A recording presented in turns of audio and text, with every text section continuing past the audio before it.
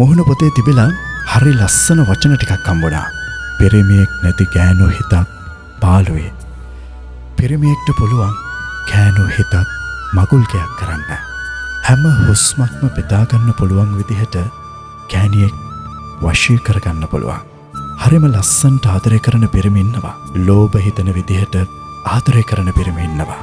නැති වෙලා යයි කියලා ගෑනු හිත තිස්සෙම බය හිතන තරමට ආදරය දෙන පිරිමි ඉන්නවා.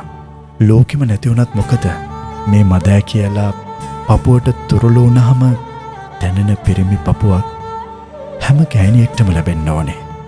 හැම ගෑණියෙක්ටම විතරක් නෙවෙයි.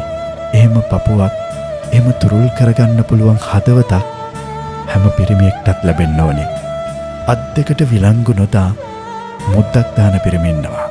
පියාඹන් අත්තටු තියලා දිනලා එද්දී අත්පුඩි ගහන පිරිමි ඉන්නවා. දැනෙන සුවඳත් සනීප එහෙම පිරිමින්ගේ ආදරය ලබන්න ගෑණියෙක් ටිකක් නෙවෙයි මහ ගොඩක් පින් කරන්න ඕනේ. හරි ලස්සන වචන ටිකක් Facebook එකේ තිබුණේ. හැබැයි මේ ලස්සන වචන ටිකට මට තව වචනයක් එකතු කරන්න හිතෙනවා. ගැහැණු විතරක් නෙවෙයි ඒ වගේ ආදරය විඳින්න සමහර වෙලාවට පිරිමිත් පින් කරන්න ඕනේ.